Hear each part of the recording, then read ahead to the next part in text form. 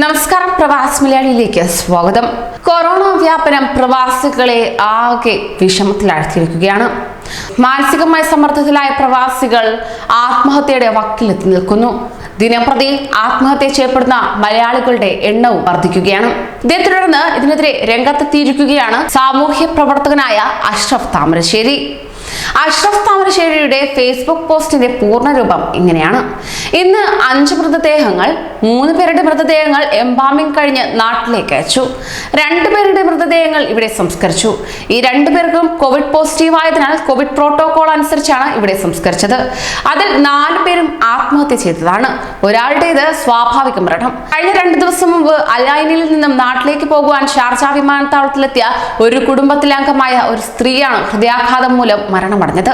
പാലക്കാട് സ്വദേശികളായ വാപ്പായും ഉമ്മായും മകനും കൂടി ഒരുമിച്ചാണ് അൽ ഐനിൽ നിന്ന് നാട്ടിലേക്ക് മടങ്ങാൻ ഷാർജ വിമാനത്താവളത്തിലെത്തിയത്.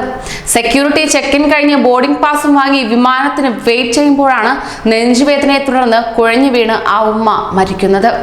അതോടെ ഇവരുടെ യാത്ര മുടങ്ങുകയും ചെയ്തു.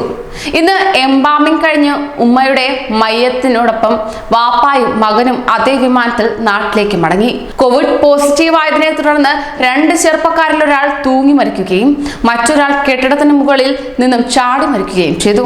കോവിഡ് എന്ന രോഗത്തെക്കുറിച്ച് ഭീതിയും ആശങ്കയും വേണ്ട എന്ന് ഗവൺമെന്റും മറ്റ് മിഷണറികളും എല്ലാ രീതിയിലും ബോധവൽക്കരണം നടത്തുമ്പോഴും അതൊന്നും ഗവനിക്കാതെ സ്വന്തം ജീവൻ കളയുന്നത് ഒരിക്കലും അംഗീകരിക്കാൻ കഴിയില്ല. ഇന്ന് ആത്മഹത്യ ചെയ്ത 4 പേരും ചെറുപ്പക്കാരാണ്. ആത്മഹത്യയെക്കുറിച്ച് കഴിഞ്ഞ പോസ്റ്റിൽ വിശദമായി തന്നെ പറഞ്ഞിരുന്നു: ഭീതി വേണ്ട, കൂടെയുണ്ട് എന്ന്. ആത്മാർത്ഥമായി പറയുന്ന രാജ്യവും ഭരണാധികാരികളും നമുക്കുള്ളപ്പോൾ പിന്നെ എന്തിനാണ് നമ്മൾ ഭയക്കണം? ഒരുതരം വിഡ്ഢിത്തരം തന്നെയാണ് ആത്മഹത്യ. ചുരുങ്ങിയ ജീവിതത്തിൽ അനുഭവിക്കുന്ന നിസ്സാര പ്രശ്നങ്ങൾക്ക് വേണ്ടി സുന്ദരമായ ജീവിതം നശിപ്പിച്ചു കളയരുത്. നിസ്സാരമായി പരിഹരിക്കാവുന്ന പ്രശ്നങ്ങളാണ് ഒരു നിമിഷത്തിന്റെ മാനസികാവസ്ഥയിൽ ഒരു മനുഷ്യന്റെ ഏറ്റവും വിലയേറിയ ജീവനെ സ്വയം നശിപ്പിക്കുന്നത്. ആത്മഹത്യാ പ്രവണത ഇല്ലാതാക്കുവാൻ സമൂഹത്തിന്റെ പിന്തുണ ആവശ്യമാണ്. ശരിയായ ഉപദേശം കൊണ്ട് ഒരു പരിധിവരെ ആത്മഹത്യയുടെ എണ്ണം കുറയ്ക്കാൻ കഴിയും. അതിനുവേണ്ടി ഒരു വലിയ കൂട്ടായ്മ ഉണ്ടാകണം. നിങ്ങൾക്ക് ചുറ്റും മാനസികാവസ്ഥയിൽ കഴിയുന്നവരെ കണ്ടെത്തി ആശ്വാസവാക്കുകൾ നൽകി അവരെ ജീവിതത്തിലേക്ക് തിരികെ കൊണ്ടുവരണം.